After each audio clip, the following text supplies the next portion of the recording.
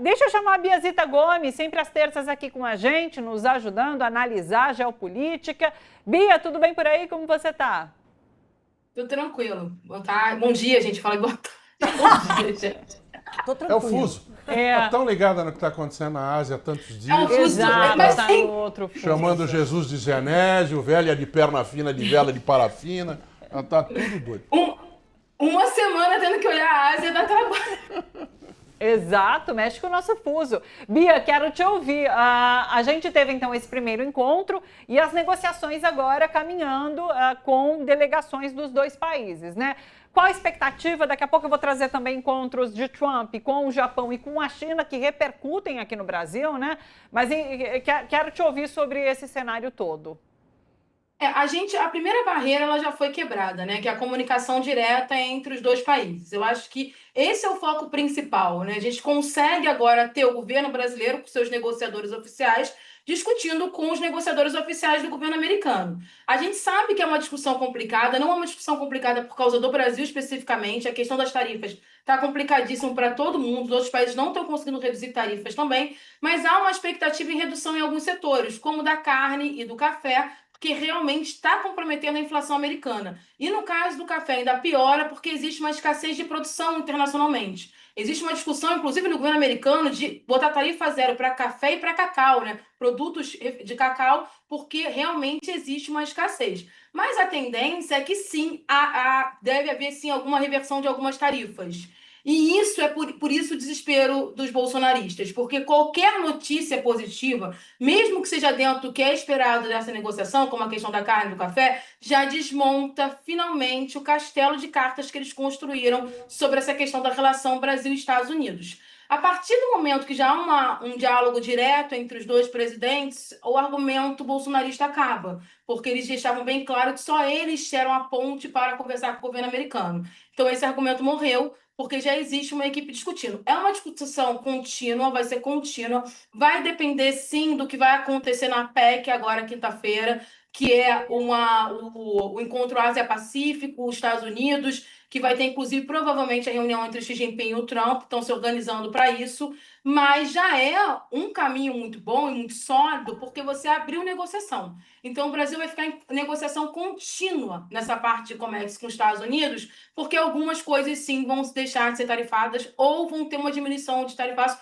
inclusive da parte da indústria, que a indústria americana está reclamando muito, que está atrapalhando demais a situação deles. Existem dois grandes problemas, né? A escassez de terras raras processadas chinesas, que a China segurou as terras raras, e a questão de vários metais que o Brasil exportava e que não entraram naquela lista de 700. Então, existe uma reclamação muito forte da indústria americana, a indústria bélica americana também está incomodada, então deve ter algumas coisas vão sair das tarifas. E aí cabe o governo propagar bem isso, porque aí você acaba qualquer narrativa contra. Não só há diálogo entre o governo brasileiro e o governo americano, como há um diálogo para a redução da tarifa. E é importante a gente ressaltar que esse diálogo não significa que ideologicamente o Brasil esteja se alinhando com os Estados Unidos, porque eu já vi essas falas. Esse diálogo é uma característica do Brasil. O Brasil sempre dialogou com todo mundo. O Brasil sempre teve uma porta aberta de diálogo. Significa que as relações comerciais, que não são relações ideológicas, voltam a acontecer entre os dois países. Para os Estados Unidos, teve uma fala do Trump durante o encontro que me chamou muita atenção, que ele falou assim: o Brasil não tem a mesma situação, ele falou mais ou menos isso, né? O Brasil não tem a mesma situação da Venezuela. E a essa fala já mostra o seguinte: a questão com o Brasil é diferente, a gente não vai tratar o Brasil da mesma forma. É uma tentativa de meio que limpar a barra para também não ter tantos pontos de tensão na região, porque a gente sabe que a forma como trabalha com a Venezuela é uma forma belicista. Inclusive, o Brasil levou a Venezuela para essa discussão, eu acho importante ressaltar isso. Havia uma crítica muito grande contra o governo brasileiro por não falar da situação da Venezuela. O Brasil colocou a situação da Venezuela na mesa e discutiu, inclusive, para ser um mediador para que não haja o conflito bélico com a Venezuela. Então, assim, é uma vitória muito grande da diplomacia brasileira, isso é um fato.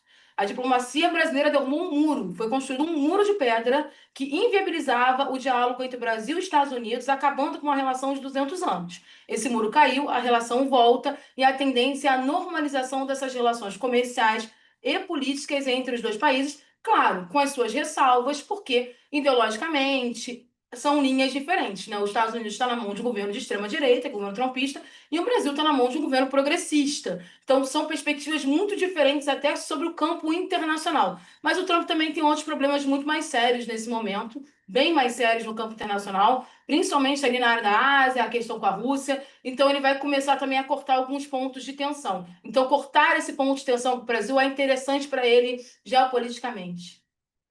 Eu quero já trazer, inclusive, essa reunião do Trump com o Japão para a gente repercutir os impactos também no mundo e aqui no Brasil.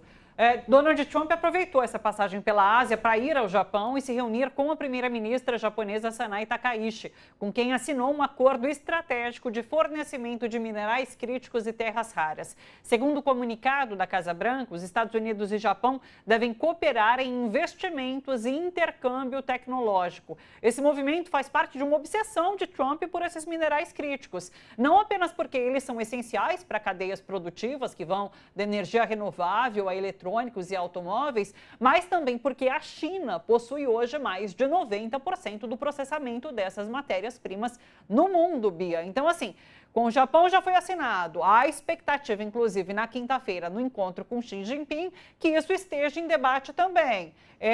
Queria uma avaliação sua, porque parece ser, de fato, uma obsessão de Trump, que tem negociado com todos os países, a Austrália agora recentemente também. É uma obsessão válida. Por quê? Ano passado, a gente falava muito de um termo chamado Guerra dos Chips, né? Que é a grande guerra do mercado tecnológico. E a gente só consegue dominar esse mercado se tiver o domínio das terras raras e dos metais essenciais, metais críticos, né? A gente precisa disso. Os Estados Unidos não tem isso. Ele não tem acesso a isso, ele não tem produção disso. E aí ele começa a recorrer a países que tenham. E no caso do Japão é muito curioso, porque o Japão, ele não tem no território dele as terras raras e metais críticos. Ele tem no fundo do mar, perto de uma ilha, e fica ali no Pacífico. E é muito difícil retirar. Eles só vão começar a fazer uma retirada em grande escala agora, em 2026. E aí, esse acordo que eles estão fechando com os Estados Unidos é para conseguir também fazer a retirada desses metais do fundo do Oceano Pacífico. E algumas projeções mostram que a quantidade é suficiente para brigar com a China. Então, o Trump de bobo não tem nada nessa história. Ele está tentando dominar uma reserva de terras raras e metais críticos que pode sim bater de frente com a questão da China. E, paralelamente, na semana passada, ele fez um acordo muito parecido com a Austrália, onde a Austrália também está cedendo, né? Porque a gente está falando de acordo comercial às terras raras e os metais críticos, em troca de submarinos nucleares para uma proteção da região ali. E aí me chama a atenção que tanto o acordo do Japão como o acordo da Austrália são acordos que estão negociando segurança junto. Então, dinheiro mesmo, os Estados Unidos colocando dinheiro na Austrália e no Japão para militarização e defesa de uma possível guerra contra a China. Há uma perspectiva dentro dos Estados Unidos de uma preocupação de chegar a um ponto de um confronto direto. Então, a fala para a questão do submarino nuclear na Austrália é essa, para proteger a região de uma ofensiva chinesa, que não passa pela cabeça da China. A gente sabe disso, não é um objetivo da China uma guerra dessa. Isso é uma narrativa americana e é a mesma estratégia que está sendo utilizada com o Japão. Lembrando que essa primeira-ministra do Japão é de extrema-direita, alinhadíssima ao Trump, militarizada, com uma perspectiva muito antiquada. Eu até fiz uma brincadeira na semana passada dizendo, pronto, o cenário da Segunda Guerra Mundial está completo, porque agora o Japão voltou exatamente à perspectiva dos anos 30 e 40, Japão imperialista. E ela faz umas falas de Japão imperialista, de dominação da região. Então ela já olha para a China como uma inimiga nessa disputa geopolítica na região. É um cenário muito preocupante, principalmente naquela área, e o Trump está utilizando todas as preocupações dos países locais, né, daquela região, para conseguir pegar o máximo possível de terras raras e conseguir estar nessa disputa tecnológica de dominação do mercado de nanotecnologia e no mercado de inteligência artificial também, porque é necessário. Então, assim, é uma briga muito maior, muito maior. É por isso que urge que o Brasil tenha a estrutura de processamento das terras raras. Porque a gente só consegue entrar nessa disputa geopolítica se a gente tiver esse sistema. E se a gente tiver esse sistema, a gente entra com potência, porque nós somos uma das maiores reservas do mundo. Segunda maior, né, depois da China. Aliás, deixa eu trazer essa informação sobre o encontro Trump e China e quero ouvir daí, Laura e Edu. Os Estados Unidos e a China estão para fechar esse acordo sobre tarifas comerciais. No último domingo, durante esse encontro na Ásia, o secretário de Tesouro dos Estados Unidos, Scott Bessent, se reuniu com representantes do governo chinês. Os dois países teriam chegado a um acordo que inclui o adiamento por parte da China da implementação de novas restrições à exportação de terras raras. A China também teria se comprometido a retomar em breve as compras de soja norte-americana. As tarifas dos Estados Unidos, que poderiam subir para até 100% sobre produtos chineses a partir de agora de novembro, serão congeladas. Esse entendimento preliminar prepara esse terreno para o encontro entre Donald Trump e o presidente chinês Xi Jinping, marcado para agora quinta-feira, na Coreia do Sul. No entanto, resta saber o quanto esse acordo pode afetar justamente o Brasil, que recentemente se consolidou como o maior fornecedor de soja à China desde o início dessa guerra tarifária imposta por Trump ao mundo todo. Laura. Não, está sendo muito bacana, né, acompanhar tudo isso, porque, cara, você estava comentando essa questão dos metais críticos e das terras raras e tal. Cara, até um ano atrás a gente não falava sobre isso. Até um ano atrás isso não estava no nosso vocabulário. Até um tempo atrás você falava assim, quem controlar as grandes reservas de urânio controlará o planeta. Não é mais sobre urânio, não é mais sobre isso. Terras raras. Olha, é impressionante, é uma mudança, uma virada tecnológica brutal. Isso posto, só essa observação, né? Eu não sei nem se isso aí está naquele dicionário Oxford das novas palavras, das novas expressões, mas deveria estar. Bom, assim como fake news, né? Essas coisas todas. Geopolítica, a gente comentou ontem. Geopolítica. Termos do ano. É incrível isso. Mas é isso, né? Quer dizer, os países estão se medindo, né?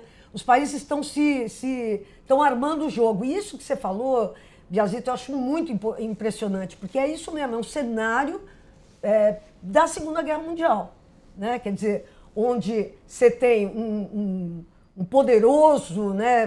dois grandes players e os seus satélitezinhos ali, né? No caso, Japão e Austrália, como Japão na época, né? Como linha asiática do eixo, né? Quer dizer, a China tem isso como uma memória presente 100% do tempo.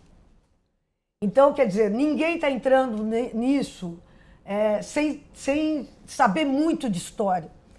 Então, eu acho que a gente pode prever, né? Quer dizer, esse armamento do Japão, ainda mais com essa mulher aí, essa trampista aí, o armamento do Japão, o que contraria a própria Constituição do Japão. Ela é a favor da mudança da Constituição do Japão, porque a Constituição do Japão proíbe o Japão de ter armas, e agora ela quer mudar a Constituição para quê? Se não para combater a China. Quer dizer, então o lance é esse, quer dizer, a China é um país que se sabe sitiado. Essa que é a situação hoje da China. Ela se sabe sitiada, ela sabe que vai ocorrer o ataque, ela só não sabe quando. É isso. Vocês falando também, quando a Biazita falou sobre o cenário da Segunda Guerra, né? Na hora, falei assim, Japão, Itália extrema-direita, né? E a Alemanha é muito perto disso também. Só que daí, enquanto a Laura estava falando, eu pensei assim, tá, mas e daí? A Europa não tem mais importância nenhuma nesse jogo, nesse patamar. E aqui é que, Biazita, me coloco, peço para que você analise. De fato não tem e não faz nenhum movimento para ter, porque é satélite dos Estados Unidos, depende completamente dos Estados Unidos economicamente, em termos de segurança, e está fora do jogo. Ou a Europa faz nesse momento algum movimento, o que é para nós também, a gente não sabe nem raciocinar com a Europa não sendo o centro do mundo, né, Biazita? Mas o cenário dessa próxima guerra vai ser a Ásia. Exatamente.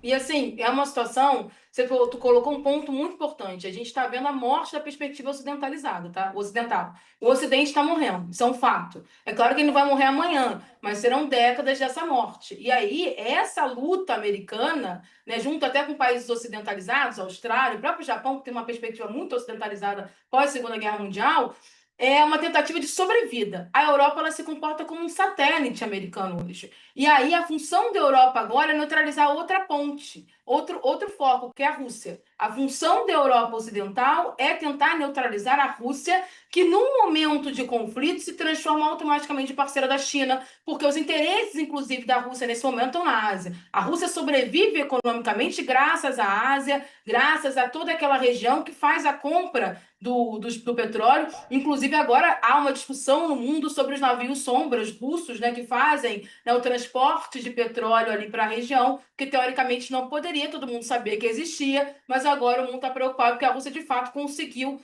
passar por cima das sanções, ela consegue se manter economicamente forte. Mas a função da Europa é uma função muito pequena, ela não é mais uma propagadora de ideias, ela não é mais uma criadora de pensamento, ela perdeu, ela não é mais nem um centro cultural, filosófico, ela é simplesmente um apêndice americano para conter a Rússia. E se for necessário ela ser destruída para conter a Rússia, os Estados Unidos coloca ela numa ponta de destruição. Porque alguns meses atrás, o secretário-geral da OTAN fez uma fala muito perigosa, dizendo que talvez fosse necessário fazer um ataque preventivo contra a Rússia para que a Rússia não ataque a Europa. Ataque preventivo era na época da guerra Irã-Israel e ele queria utilizar o mesmo argumento. Alguns meses depois, a Rússia lança um dos mísseis mais perigosos da história. Está sendo muito pouco falado pela mídia brasileira. Esse míssil que o Putin comunicou que agora eles têm, ele tem alcance de mais de 14 mil quilômetros, ele voa por mais de 15 horas seguidas. No teste, ele voaria muito mais e ele chega aos Estados Unidos. Então, assim, isso não é um recado só para os Estados Unidos, isso é um recado para a Europa. Do mesmo jeito que esse míssil nuclear chega nos Estados Unidos, ele chega na Europa. Então, por favor, coloquem as barbas de molho e parem de nos ameaçar. Foi isso que o Putin fez. Então, isso num silêncio. Ele está sendo ameaçado, ameaçado, ameaçado. Ele avisa: estamos com um míssil novo que pode destruir vocês. Vocês querem aceitar isso? Então, a posição da Europa é uma posição de humilhação. Mas isso não é de hoje. Essa humilhação começa com o pós-fim da Segunda Guerra Mundial, porque ela não conseguiu controlar o nazismo. Ela colapsou como civilização ocidental, ela se rendeu ao nazismo, essa que é a realidade. A Europa, em termos de sociedade europeia, se rende ao nazismo. Ela luta muito pouco contra. Ela só luta efetivamente contra o nazismo quando suas territorialidades começam a ser invadidas. Mas no início todo mundo tentou fazer acordo com Hitler. Então, a partir da Segunda Guerra Mundial, ela começa o seu declínio, a sua perda de poder. Só que agora é escancarado, ela se transformou num satélite. E aí ela não está entre as potências do mundo em termos de poder. Você tem uma disputa entre Estados Unidos e China com os outros satélites, a Rússia no meio. E o que mais me chama a atenção é que, pela primeira vez, a disputa, né, pela liderança para ser potência mundial política e econômica não é mais Europa, Europa, Ocidente, Ocidente, ocidentalizado, Ocidente. Agora é Ocidente versus uma cultura completamente diferente, distinta, que é a cultura chinesa, que não tem nada a ver com a cultura ocidental, porque não tem bases cristãs. Então, a perspectiva ética, moral muda completamente, a perspectiva civilizatória muda. É a maior mudança que a gente tem nos últimos 2.000 anos, na verdade. Então, os Estados Unidos tenta segurar isso, ele está começando a armar os seus parceiros ali na Ásia-Pacífico e está fazendo o trabalho ali de botar a Europa como cão de guarda da Rússia. Vai dar certo? Não. Não vai dar certo. Não vai dar certo. E é por isso o interesse também aqui na América Latina. A gente tem uma posição geográfica estratégica, né? A América Latina é importante a gente dizer isso. E, além disso, a gente é uma área de influência muito forte da China. Então, é por isso também que você vê o Trump ameaçando o Petro, ameaçando o Brasil, porque foi uma ameaça, o Brasil se manteve, mas não é qualquer país que se mantém firme numa situação como a gente passou. Foi muito tenso, ainda é muito tenso. A ameaça à Venezuela, independente se você gostar ou não, Maduro, é uma ameaça à soberania à Venezuela, é uma ameaça à soberania da América Latina. Então, ele quer o quê? Ele quer tirar essa zona de influência da China. Estranhamente, você começa a ter uma revolução da geração Z no Peru, que é justamente onde tem um dos maiores portos do mundo, importantíssimo para esse novo momento da Rota da Seda. Então, assim, existe um trabalho muito forte nessa briga dessas duas potências, utilizando vários outros players menores. menores. Então, é uma briga de cachorro grande, utilizando os outros países ali para brigar. Vai ter uma hora que eles vão entrar em confronto direto. Perfeito. É engraçado, né? A gente está discutindo todas essas questões. Nessas últimas, acho que 2 semanas, a gente sequer falou algo sobre a Europa, né? Sobre os presidentes de países europeus. Realmente, não tem nada de destaque nessas últimas 2 semanas. O foco é a Ásia, de fato, e algo que a gente nunca cobriu antes. Imagina, a ASEAN, essa cúpula, a gente nunca cobriu antes, pelo menos aqui no Brasil. Bia, em relação à Venezuela, como fica? Porque a gente noticiou, você chegou a comentar que Lula trata da Venezuela e se coloca, inclusive, como um possível mediador do conflito que está havendo entre Estados Unidos e a Venezuela. Eu queria te ouvir um pouquinho sobre esse papel que o Brasil tem e o significado, os simbolismos, né, nesse momento de Lula trazer a questão venezuelana no encontro com o Trump. Eu acho que a primeira coisa mostra uma união sul-americana em torno de um problema da soberania da Venezuela. Isso é muito importante, porque assim, o Lula não é o presidente de um país pequeno, ele é presidente do Brasil, que é a maior potência da América Latina. Então a gente está vendo a maior potência da América Latina dizendo, olha, não pode invadir. É a soberania de um país, né? A gente vê a forma como ele tratou o Petro e trata outros, e a forma como se trata. Então, quando o Brasil se põe ali na perspectiva de não concordamos, porque a fala do Brasil é muito clara, não concordamos com esse comportamento contra a Venezuela, não é assim que se resolve, o Brasil toma uma posição. É claro que algumas pessoas queriam que o Brasil tomasse uma posição pró-Maduro, mas eu acho essa posição pró-Venezuela muito importante porque a gente tira a narrativa, né, das pessoas que justificam a invasão à Venezuela por causa do Maduro. Não, ele é um ditador, tem que tirar. Não, ele não respeitou o processo eleitoral. Não importa. Não pode. Isso é um problema interno do país. O presidente Lula deixa muito claro. Isso é um problema dos venezuelanos. Você não pode justificar essa invasão à Venezuela por causa da questão do Maduro. Tanto que há uma mudança de foco, né? Para de falar do Maduro e fala muito em narcoterrorista. Essa questão é grave. Eu acho que a mídia brasileira dá muito pouca importância para a situação. É uma situação grave, inclusive para a gente no Brasil. A gente vai sofrer imediatamente se tiver um ataque à Venezuela, porque a gente vai ter uma enxurrada de imigrantes, de refugiados, pessoas que vão sair desesperadas. É uma ameaça psicológica constante à Venezuela que está resistindo, importante dizer isso. A primeira ideia do governo americano era criar uma tensão para que a própria direita venezuelana fizesse lá a operação de retirada do Maduro. Isso não está acontecendo. Então a gente pode ter sim um ataque à Venezuela. A estrutura já está pronta, né? Ninguém manda um porta-aviões para aquela região à toa. Ainda mais que aquele porta-aviões fazia um trabalho importante. Então, assim, já há uma estrutura pronta, mas há uma estrutura pronta para uma operação rápida.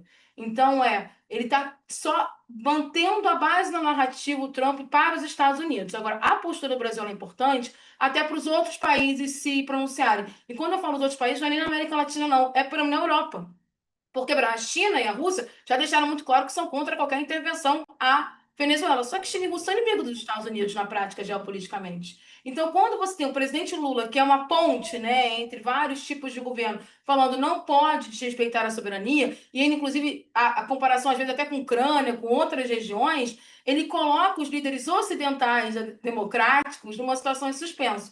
E a gente vê o reflexo desse questionamento da invasão da soberania no próprio Prêmio Nobel da Corina, que começou a criar um mal-estar no Ocidente. Mal-estar tanto que a festa foi suspensa. Você vai ganhar seu cheque, você vai ganhar seu prêmio, mas a gente não vai fazer festa porque a gente não concorda. E isso parece uma bobagem, mas isso mostra o seguinte, olha, a gente está dando um prêmio para uma pessoa que defende golpe de Estado também. Não é porque a oposição ao Maduro que defende paz. Não é 880, né? Vamos refletir mais sobre o assunto. O Brasil fala em soberania, porque não é só a soberania da Venezuela. É a soberania da Venezuela, da Colômbia, do Brasil. São as soberanias da América Latina que não podem ser invadidas. É a soberania do México, que está ali do lado. Então, não pode abrir esse precedente. Então, quando o Brasil coloca isso na mesa, é óbvio que dificilmente a gente consegue ser um mediador, porque não existe, né, essa questão da mediação quando o assunto é Venezuela, mas se coloca para os países europeus, se coloca para os países da América do Norte, seguinte, olha, não pode, porque hoje é Venezuela, que todo mundo justifica, amanhã é você. Porque a Venezuela também é um tubo de ensaio, né? Até que ponto o mundo vai questionar essa invasão? Ele está falando, eu tô indo. Ele bombardeou o Irã e o mundo falou assim, parabéns, porque o Irã não é um regime legal. Ele vai invadir a Venezuela e ele fala, parabéns, porque o Maduro não gosta. Quando ele invadir o Canadá, como é que vai ser? Quando ele invadir o México, como é que vai ser? O mundo perde a sua capacidade até de contra-argumentar, porque aprovou invasões de soberanias anteriores. Então, é uma fala pontual e necessária de uma liderança política que tem muita escuta em ambos os mundos. Nesse mundo multipolar, o Lula tem muita escuta. Lembrando que foi a primeira vez que um presidente brasileiro foi convocado para a ASEAN, foi convidado para a ASEAN. O convite oficial estava no site da ASEAN, na primeira página. Ele foi lá um convidado de honra. Eu gostei da forma como você resumiu o Nobel da Maria Corina Machado. Você vai receber teu cheque, você vai receber teu prêmio, mas não vai ter festa. Não conte com isso. Não vai ter banda. Achei muito bom. Em relação à Venezuela, há inclusive uma dúvida neste momento, por conta da atuação de Cacique Cobra Coral, que está mandando um furacão para a Jamaica, e os barcos americanos estão posicionados ali no Mar do Caribe, então como que Trump vai reagir a tudo isso? Comentários, Laura, Edu? Bom, eu já venho falando sobre isso, a Venezuela é a bola da vez. Sim. Né? E é uma situação que convoca nós, latino-americanos, a repensar sobre todas as experiências que tivemos em que os Estados Unidos entraram e intervieram. Né? Quer dizer, vamos lembrar que o próprio golpe de 64 foi dado quando a frota americana estava vindo para o Brasil para sustentar o golpe. Né? E só não foi acionado porque não foi preciso. Né? Mas como eles estiveram por trás do golpe no Chile, como eles estiveram por trás de todos os golpes, todas as tragédias da América Latina. Então, eu acho que é muito importante a gente lembrar que toda vez que eles entraram para matar, para torturar, para explorar, para espoliar.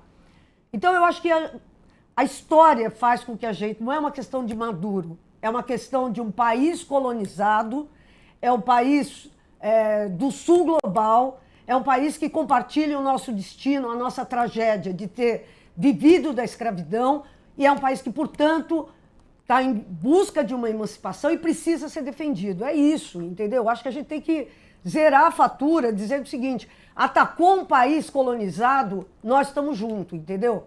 É isso. Senador agora, Graham qualquer coisa, diz que teve briefing com os senadores do COCOS, lá como eles dizem, né? Comissão de Segurança do país, Diplomacia e Segurança, acho que é o grupo ou só de defesa, dando briefing sobre ação militar contra a Venezuela e Colômbia, tratando como uma coisa só.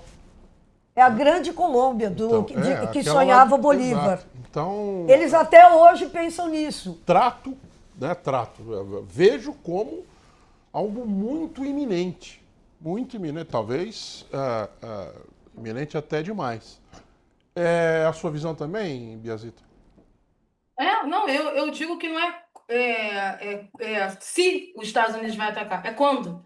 E quando ele começa essa narrativa de desvalorização do Petro, né, como líder político, que é isso que ele está vendendo nos Estados Unidos, o Petro contra o grupo de dono de grupo de narcotráfico, né, faz as sanções. A situação do Petro é séria, porque os bancos assumiram as sanções do Tesouro Americano, então fecharam contas os bancos da Colômbia. É uma situação muito complicada, é uma situação muito tensa e de fato, um processo de invasão americana na região. E não dá para a gente fingir que não é suposição, não é suposição. Tem muito dinheiro sendo envolvido nisso. Essa frota que está sendo colocada no Mar do Caribe não é pequena, ela é grande, ela é cara, a quantidade de militares americanos é muito grande.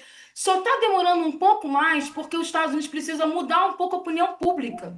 Porque, assim, como ele vende constantemente que é uma guerra para proteger os americanos da droga, ele está fazendo isso para ter apoio da população americana nessa invasão à Venezuela e à Colômbia. Porque a Venezuela ele até consegue, mas na Colômbia é um pouco mais complicado. E ele precisa invadir a Colômbia para fazer a invasão à Venezuela por terra, porque ele sabe que pelo Brasil não vai rolar. Ele tem plena consciência disso. O Brasil é um problema maior, é uma situação maior. Então, ele precisa invadir a Colômbia para fazer essa invasão por terra à Venezuela e fazer um ataque aéreo à Venezuela. O início é ataque aéreo. Na semana passada, tiveram 2 investidas de treinamento de bombardeiros americanos. E depois os Estados Unidos negou, dizendo que não tinha, mas os satélites mostraram que estava ali. Então, assim, É uma situação tensa que todo dia você tem que olhar se o tráfego aéreo foi fechado, como é que está a situação, se os Estados Unidos vai dar ordem, quando vai dar ordem, mas é um fato de tentada de tomada da América Latina. E eles fazem isso pelo voto, eles têm já o Paraguai na mão, eles têm a Argentina na mão, eu não sei até quando, porque a situação na Argentina é uma situação muito complexa, é um recorte específico, né? Não tem, a Milei não está com essa aprovação toda, apesar de ter ganho as eleições legislativas, mas não ganhou de forma cachapante. Mas ele tem ali uma força muito grande já na América Latina por voto. Quem não é por voto, ele vai fazer o quê? Vai por guerra. E assim, você vê umas falas meio estranhas, ele começou a falar do Uribe pai, entendeu? Tipo, olha, viu, ele saiu da prisão. Aí o Rubio faz uma postagem, olha, ele era perseguido político. Vai se construindo uma narrativa de substituição do Petro, como vai se construindo uma narrativa de substituição do Maduro em nome da democracia.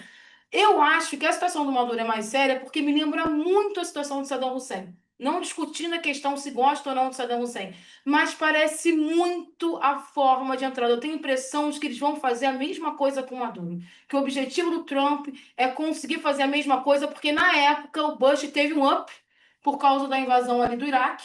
Não sei se o momento hoje daria esse up para o Trump. Ele precisa de um up externo, porque internamente ele não está bem. A situação é grave em termos de aprovação. Ele está tentando de todas as formas. Ele tentou com Gaza, ele está tentando com a China, ele tentou na ASEAN, tentou com o Brasil. E aí vencer, né, colocar a democracia de volta na Venezuela e mostrar aquelas cenas terríveis, né, de retirada física do líder político, grande ditador, como é vendido nos Estados Unidos, pode ser o objetivo dele para conseguir driblar as perspectivas internas dele. E aí a gente pode ter uma cena muito parecida com o que aconteceu com Saddam Hussein no Iraque. Os mais jovens não viram essas cenas, mas nós infelizmente vimos que foi barbárie total. Cenário aterrorizante esse, né? Vamos aguardar. Eu vou voltar a falar sobre Brasil, eu só sobre queria política, só falar, claro. dar uma nota que é da esperança. Porque do lado deles é maldade pura. Só que não está fácil para eles aplicarem a maldade pura, porque os chineses, eles não querem convencer, eles comercializam. Eu acho que essa que é a coisa. Você vê, o cara que ele quer ir. Mas aí a China pega e fala assim, bom, então tá bom, então nós vamos comprar a soja de outro lugar. Sim. Aí começa uma oposição, aí ele tem que afrouxar. Então você vê que interessante que contra as armas os chineses vêm com o comércio. Claro que eles se armam também. Mas do ponto de vista de como é que ele se põe no cenário, ele se põe no cenário fluindo, né? Quer dizer, comercializando, trocando. E trocando com o miolo mais reacionário dos Estados Unidos, que são os caras do agronegócio americano, que apoiaram o Trump. E aí são eles que vão lá pedir. Então, é interessante, porque a China opera nessa outra frequência, que é a frequência... por excelência do diálogo, que é o comércio, né? Perfeito. É isso que a gente está vivendo e assistindo e analisando. Perfeito. É um jogo muito inteligente. E bom de acompanhar, né, esse jogo de xadrez.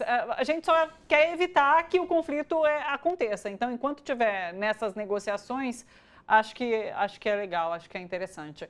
Bia, fica com a gente, porque a Bia é moradora do Rio de Janeiro. Eu vou tratar sobre o que está acontecendo no Rio de Janeiro agora nesse momento. Uma mega operação está em andamento nas comunidades do Complexo do Alemão e da Penha, na zona norte do Rio de Janeiro. 2.500 policiais cumprem mandados de prisão contra integrantes do Comando Vermelho. Foram registradas 20 mortes, esse número acaba de subir, viu? A enorme ofensiva assustou as comunidades que se transformaram nesse cenário de guerra. Fogo foi ateado em barricadas, a facção reagiu à operação com granadas lançadas por drones. Veja bem, essa operação também afetou a rotina. 45 escolas fechadas, 5 clínicas suspenderam atendimentos e as linhas de ônibus foram desviadas. A deputada federal Jandira Fegali, do PCdoB, criticou essa abordagem diferenciada da polícia, com educação para os ricos e brutalidade nas favelas. Nas redes sociais ela escreveu, abre aspas, o que vemos nas imagens, população aterrorizada dentro de casa, com medo de levar tiro, sem poder sair para trabalhar e estudar, em um cenário que lembra uma guerra, covarde como todas as guerras. A política de segurança pública de Cláudio Castro é uma tragédia. Quero ouvi-los todos. Eu vou começar com a Bia, porque até para entender se a sua rotina é afetada, como acontece, a gente está falando da zona norte do Rio de Janeiro, né? É isso, mas afeta o restante dos moradores? Queria te ouvir sobre essa situação. Não, e assim, isso que acontece no Complexo da Penha, o Complexo da Penha é um conjunto de bairros ali, e primeiro que é uma coisa surreal. A gente acordou de manhã com as colunas de fumaça na televisão, como se essas áreas tivessem sido bombardeadas, porque essa é a imagem. Não afeta boa parte, afeta ali a Brasil, afeta algumas vias, mas não afeta, por exemplo, quem está em Vila Isabel, Grajaú, Jacarepaguá, Zona Sul, centro da cidade, não afeta, porque são áreas mais isoladas. Então, assim. Esse tipo de operação tem se transformado numa constante do Cláudio Castro, né? Ele faz pirotecnia, não resolve absolutamente nada e cria uma situação de terror e pânico, principalmente para os mais pobres. Porque, assim, o trem para na região, então as pessoas não conseguem se deslocar, as pessoas não conseguem trabalhar e não funciona. Não funciona. Isso não diminui o tráfico, isso não diminui o poder das milícias no estado e na cidade do Rio de Janeiro. Mas eu tenho visto umas falas muito perigosas do secretário de Segurança, inclusive eu até comentei que eu estava assistindo o Jornal da Manhã, porque a gente precisa saber até que ponto a coisa tá. E no Jornal da Manhã, o secretário de Segurança do Rio de Janeiro falou que o Rio de Janeiro vive um conflito armado não internacional. Isso é uma das falas mais perigosas que tem, porque conflito armado não internacional é Congo, é Haiti. O que é o conflito armado não internacional? É quando o Estado tem conflito com um grupo armado, mas esse grupo armado domina um pedaço do Estado constituído, a ponto de ter suas próprias regras, ter sua própria instituição, e eles brigam pelo poder interno. E você leva o colapso daquela estrutura ali de Estado. O Rio de Janeiro não vive um conflito armado não internacional. Esse tipo de fala é querer colocar a questão do narcotráfico como narcoterrorismo e justificar intervenção externa. Porém, essa fala dele coloca o Cláudio Castro numa situação de incapacidade de gerência e que ele deve ser substituído e ser colocado um interventor no Rio de Janeiro. A situação da segurança pública no Rio de Janeiro, ela é muito antiga. Eu, quando fiz vestibular em 2000, eu morava muito próximo de um morro chamado Borel. E eu dormi na sala de casa, por causa do tiroteio a noite toda. Os meus filhos sabem identificar quando está perto e quando está longe, quando é fuzil e quando é arma de fogo. E eu moro na divisa Vila Isabel Grajaú. Não é uma área de conflito direto. Então, assim, o carioca, ele vive a vida inteira sobre essa guerra, porque essa guerra dá voto, essa guerra dá lucro, e ninguém resolve o problema no âmago. Existe um problema muito sério de segurança pública, mas esse tipo de intervenção não funciona. Porque, assim, se estamos em conflito armado não internacional, como é que o Ministério Público consegue prender pessoas? Não teria Ministério Público nas áreas dominadas pelas facções, né? Eles não teriam esse alcance. Na verdade, isso aí tem referência com a eleição do ano que vem, porque ele quer vender uma imagem de que está combatendo o tráfico, está combatendo a violência absurda do Rio. Só que ele cria mais violência. De manhã já tinha muita gente baleada, inocente. Ontem morreu gente dentro de casa baleada. É muito comum no Rio de Janeiro as pessoas serem baleadas na rua, dentro do transporte público. Você está sempre em estado de alerta por causa dessa política de segurança extremamente opressiva e que não funciona. Porque assim, você vai lá, paralisa a vida social dessas pessoas, impõe um medo. O que me preocupa no discurso do secretário de Segurança é que ele quer carta branca para matar. É isso que ele quer. Quando ele diz que é um conflito armado não internacional, estamos em guerra civil, ele quer um estado de sítio no Rio de Janeiro. Com o estado de sítio, ele simplesmente põe fogo nas comunidades. É essa a lógica deles. A lógica deles não é de combate ao narcotráfico. A lógica deles é de contenção social pela violência extrema. Porque não é assim que se combate o narcotráfico, não é assim que se combate a milícia. E a gente ainda tem uma questão com as milícias muito forte. As milícias dominam mais de 50% do estado do Rio de Janeiro. As milícias não são do tráfico tradicional. Muitas são formadas por membros do Estado, né? Membros da estrutura policial. Isso é amplamente conhecido. Então, assim, isso que está acontecendo é assustador no Rio de Janeiro. A gente está essa semana toda. É inadmissível você desmobilizar 2.000 policiais sem estratégia. Já tem policial morto, porque os policiais também não têm um trabalho de treinamento. Eles são jogados no fogo cruzado. Tudo para fazer esse show pirotécnico para o grupo político do Cláudio Castro, para dizer, sim, estamos lutando contra os narcoterroristas. Está o caos e o governo federal não nos ajuda. Esse é o discurso no Rio de Janeiro. Só que o carioca está muito irritado, ele está muito cansado. O carioca está muito cansado. O Rio de Janeiro é o estado que não cresce, é o estado com os maiores índices de desemprego do Brasil, é um estado que ninguém quer investir por causa desse caos. E esse caos hoje foi criado pela polícia como todos os outros, porque essa não é a forma de abordagem de segurança pública. Isso é guerra. E é guerra fomentada pelo Estado. É guerra fomentada pelo Estado. Sim. Aliás, conforme a Bia ia falando, a gente ouvia ao fundo, né, dos vídeos que a gente está acompanhando, o som de tiros, e é aterrorizante de fato. Laura Edu. A minha mulher, quando eu morei 5 anos no Rio, entre 2015 e 2020. A minha mulher, assistente social, trabalhava na emergência do Hospital Getúlio Vargas, que é o hospital que atende a região do Complexo do Alemão e a Penha. Sim. Né? Fica perto da Igreja da Penha, né?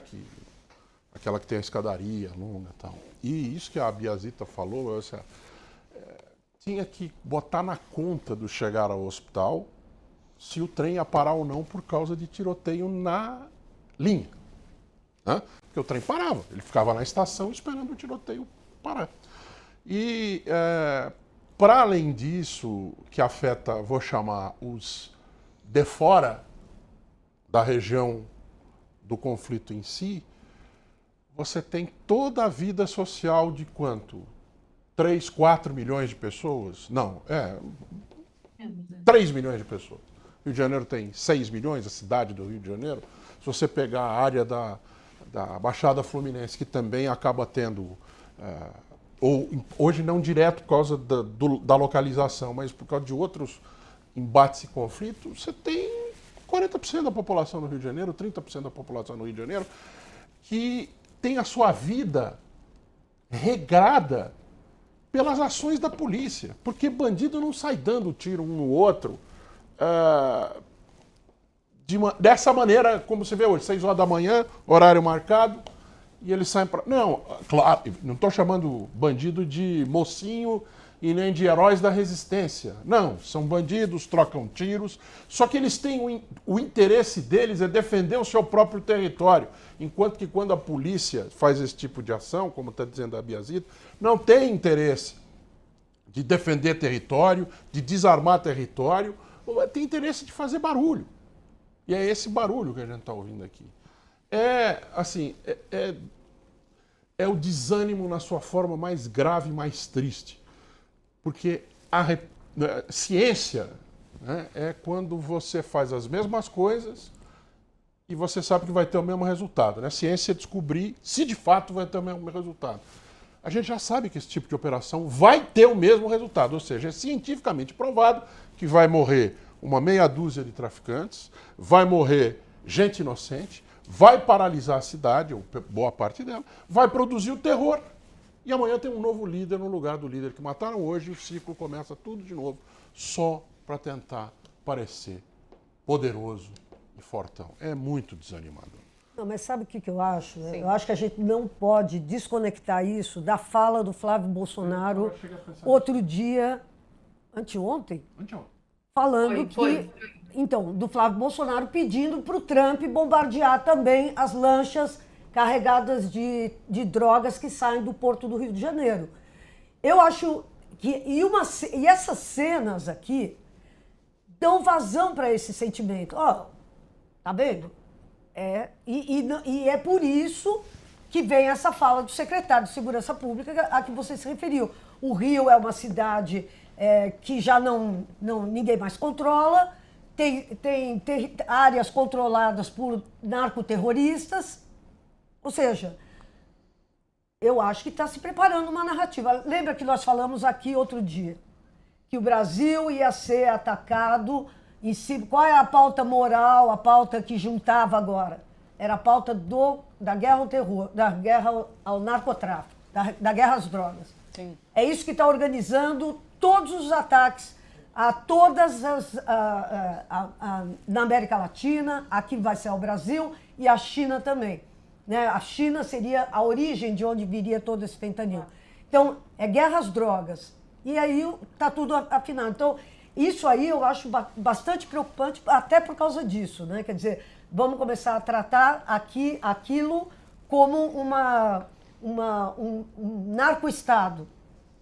Portanto, vamos bombardear.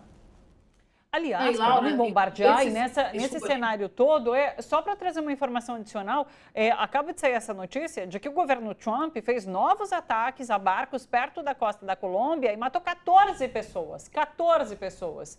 Isso foi anunciado agora há pouco pelo secretário de Guerra dos Estados Unidos, o Pete Hegseth. Os ataques ocorreram na segunda-feira, deixaram 14 mortos. Foram 3 ataques contra 4 barcos a mando do presidente Donald Trump. Então é isso, uma situação que você vai ligando esses pontos realmente e essa análise é super válida.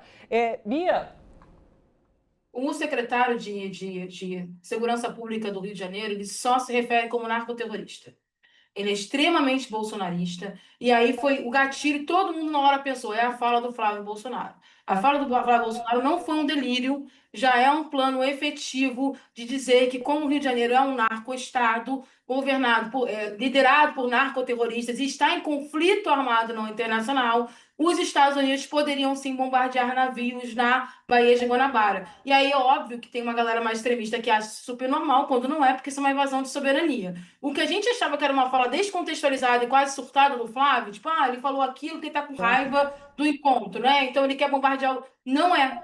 Porque a fala de hoje foi pensada. Quando ele falou conflito armado não internacional, ele não falou isso no programa nacional, ele falou isso no programa regional. Porque no programa regional ele não ia ter uma contraposição. Ninguém ia falar, peraí, secretário, conflito armado não internacional é outra coisa. Eles não têm obrigação de saber disso, eles são um programa regional. E a fala foi reverberada. Então, quando ele fala de conflito armado não internacional, quando ele chama de narcoterrorista, quando o Flávio Bolsonaro fala em fazer esse processo de começar a jogar bomba na Baía de Guanabara, eles estão clamando por uma intervenção americana na região, pelo Rio de Janeiro. Por quê? Porque o Rio de Janeiro é um narco-estado, é a luta dos Estados Unidos é acabar com o narcoterrorismo na América Latina. Então, eu acho, inclusive, que o governo federal tem que ficar muito de olho nisso, que é o seguinte, então, se você está me afirmando que o seu estado está numa situação de guerra civil, colocaremos um interventor federal lá. Eu acho que, nesse momento, o governo federal ele vai ter que ficar muito de olho vivo com o que está acontecendo no Rio de Janeiro. Cláudio Castro é extremamente alinhado à família Bolsonaro. E quando eu falo alinhado, ele tem um nível de relação muito forte com a família Bolsonaro. Ele é praticamente o braço da família Bolsonaro aqui no estado. Então, assim, se ele estiver criando uma narrativa para justificar essa última tentativa da família Bolsonaro de intervenção no Brasil, dizendo que o Rio de Janeiro é um narco-estado, eles vão fazer isso. Então, é bom que o Ministério da Justiça fique de olho, porque assim, se é um narco-estado, se você está me dizendo que vocês não têm mais condições de gerir a segurança pública, ele falou isso no programa regional, que não tem mais como controlar a violência no Rio de Janeiro, então o governo federal vai ter que intervir com as tropas federais e tira a polícia da jogada. Porque a gente tem que entender também que a polícia do Rio de Janeiro está sendo jogada. Nunca se morreu tanto policial no Rio de Janeiro como esse ano. A gente nunca teve tanta morte de policial como teve agora. Porque é show. Eles estão fazendo show com a vida da classe trabalhadora. O policial, classe trabalhadora, e o morador da comunidade classe trabalhadora estão ali para ser queimados em nome desse show pirotécnico, que talvez tenha uma coisa muito pior, que é justificar uma intervenção norte-americana aqui na nossa região. O que é assustador é um plano mirabolante, mas do jeito que a gente tem o governo Trump bombardeando os barcos, à torta direita, já passou provavelmente 50, 100 mortes de civis, porque ninguém foi averiguar quem eram essas pessoas, e você não pode punir essas pessoas dessa forma, elas têm que passar por um julgamento, têm que passar por uma investigação. Para isso se prolongar para cá, não é algo que se duvidaria muito, não. Puxa vida, Bia, muito obrigada. Obrigada não, estamos cansados de tanta tragédia. Nossa, tanta tragédia, pois é, meu Deus, que situação. Muito obrigada, viu, Bia? É sempre bom recebê-la, um beijão para você, bom trabalho por aí, boa semana. Gente.